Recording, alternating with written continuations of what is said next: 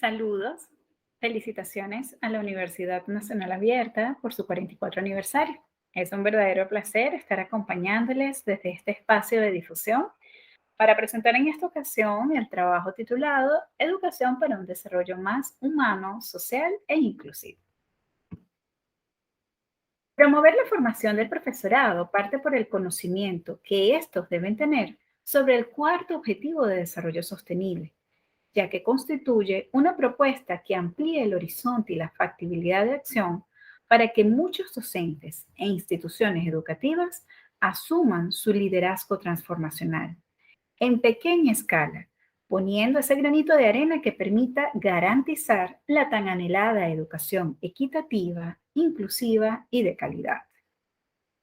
Desde el año 2015, algunos especialistas en Venezuela hemos promovido la formación en la adquisición de competencias digitales en docentes, desde una dimensión pedagógica y contextual, con el fin de garantizar el aprovechamiento de recursos tecnológicos que ampliaran las opciones de accesibilidad a la educación, sin generar más brechas digitales de las ya existentes. Ahora bien, en medio de este escenario lleno de mucha ilusión para algunos de nosotros, pero poco valorado por la mayoría, llegó como un hito histórico, una pandemia global a causa del COVID-19, situación que obligó vertiginosamente la adopción y diseño de nuevas metodologías que permitieran ofrecer una educación remota para dar continuidad a los procesos educativos de nuestros niños y jóvenes. Ante este escenario, en un país que atraviesa una emergencia humanitaria compleja, fue necesario quitar el velo y aventurarse a lo desconocido para la mayoría de los actores de este sistema educativo. Y por fortuna, finalmente, sí fue posible para algunos, no para todos, no para la mayoría. Siendo así, surge la inquietud. ¿Cuáles características distinguieron las experiencias exitosas implementadas durante la pandemia? En estos próximos minutos analizaremos desde una aproximación cualitativa y descriptiva un pequeño fragmento de la realidad venezolana, un fragmento de un país sumergido en un entorno lleno de complejidad, impulso y desesperanza a la orden del día, y que aún así se levanta con firmeza de corazón, mente y espíritu para brindar lo mejor a nuestros niños y jóvenes. Para presentar los resultados, se empleó la revisión documental, el monitoreo de medios, registros anecdóticos y observación participante para recabar datos y experiencias educativas vinculantes. Durante la transición, la Fundación Mano Amiga propuso entrenamientos que se centraron rápidamente en el dominio de las herramientas tecnológicas, muy variadas, desde una mirada que valoraba lo que ocurría en el contexto mundial para promover cambios en el paradigma educativo, para avanzar en la adquisición de competencias digitales que perduren en el tiempo y que le permitan al docente convertirse en referente para estudiantes y familias, haciendo además que éstas se sientan acompañadas durante el proceso.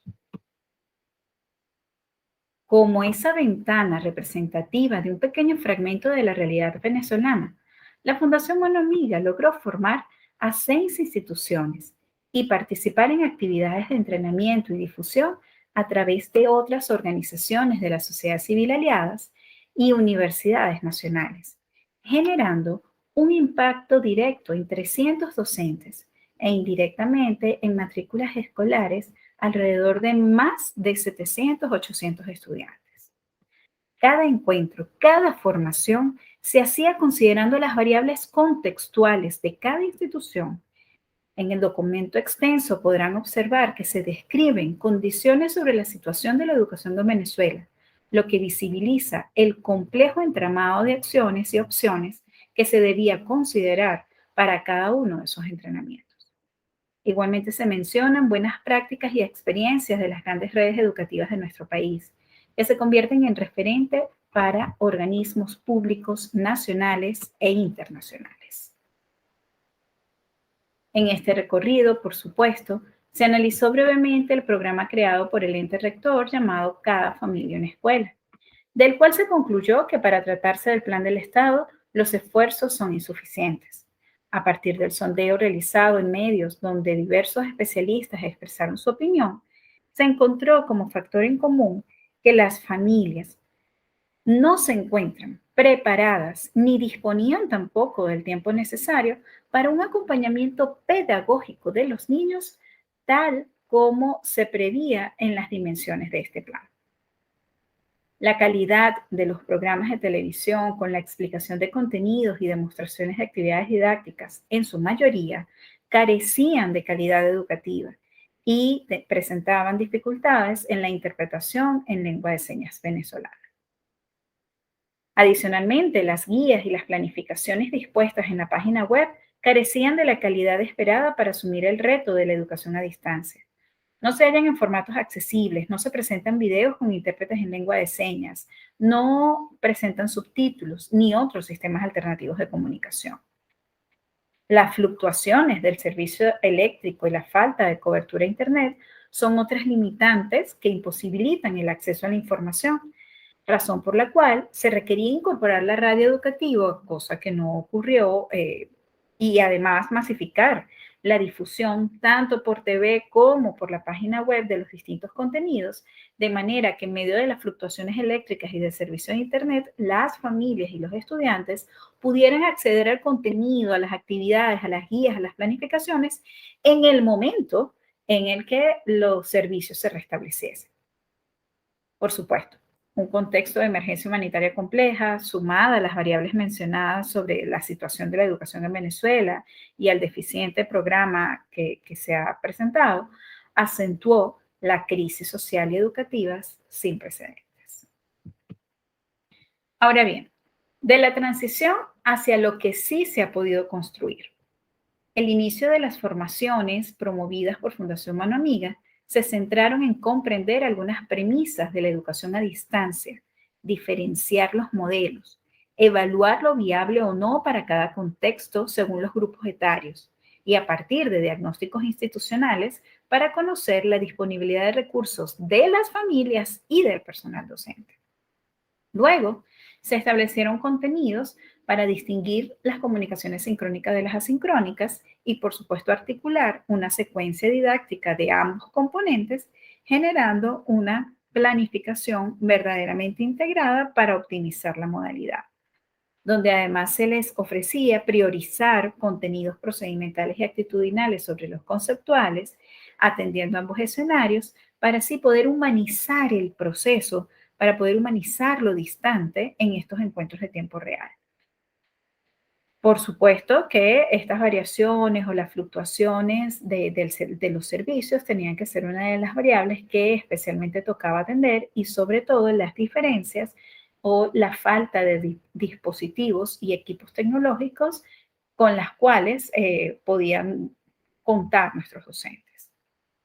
Quienes tuvieron la oportunidad de vivir esta experiencia formativa durante la transición se prepararon mejor para poder asumir un año escolar 2021 que por primera vez en la historia se presentaba en modalidad totalmente a distancia. Lecciones aprendidas, pues las características que verdaderamente distinguen las experiencias exitosas de Fundación Mano Amiga inician por humanizar y personalizar. Este es un factor vital de nuestros programas de asesorías. Tal como sugiere la imagen, lo que no podemos seguir permitiendo es la educación automática. Es esa educación que deja vacía el alma. Esta obra de Jean-Louis Corby representa lo que debemos evitar a toda costa. Cada nuevo año académico, cada nuevo grupo, cada nuevo estudiante debe llenar el alma una vez pasa por nuestras manos. Para lograrlo, tenemos que estar preparados, tenemos que humanizar y personalizar. Y asimismo lo vivimos desde el programa de asesoramiento, formación y mentoría de Fundación Mano Amiga, en tanto se busca fortalecer los equipos de trabajo entre personal docente y directivo, bajo un enfoque de comunidades de aprendizaje. Una vez logrado el enganche con un clima educativo idóneo, el foco ha de ser la formación y actualización continua para la redimensión de la planificación educativa. En segundo lugar, fomentar una cultura inclusiva y equitativa sí es posible. Se ha de partir por un diagnóstico de la persona, de cada estudiante, de las necesidades e intereses del grupo. Una vez realizado este diagnóstico, iniciado el camino, Se comienza a proveer recursos más accesibles que permiten superar barreras socioeconómicas y barreras para el aprendizaje. En tercer lugar, exigir calidad educativa desde el ejemplo. Es importante reconocer la necesidad que tiene el docente en ser uno de los primeros profesionales ávidos de conocimiento y actualización, en reconocer la importancia de mantenerse al día con los nuevos modelos y la adaptación más apropiada a las realidades propias de su entorno. Así podrá proceder de manera consciente.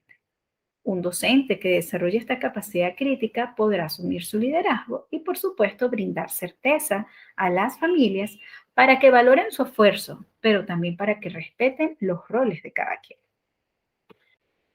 Consideraciones finales.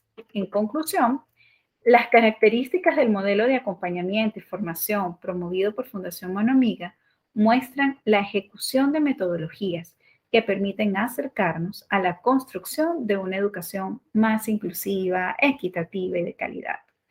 Para hacerlo posible, se hace un llamado a establecer esquemas híbridos de clases, modelando buenas prácticas empleadas en los grupos burbujas que han tenido resultados favorables en diversos países.